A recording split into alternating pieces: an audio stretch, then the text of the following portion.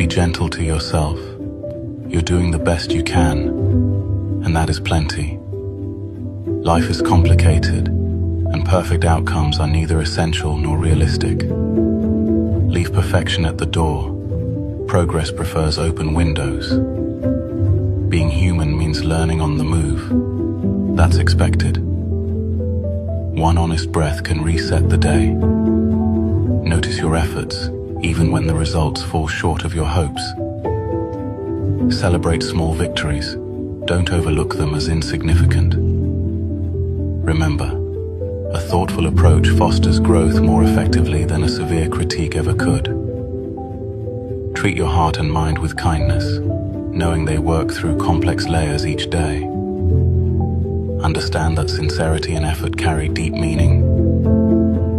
You're enough exactly as you are, in all your beautifully perfect imperfections.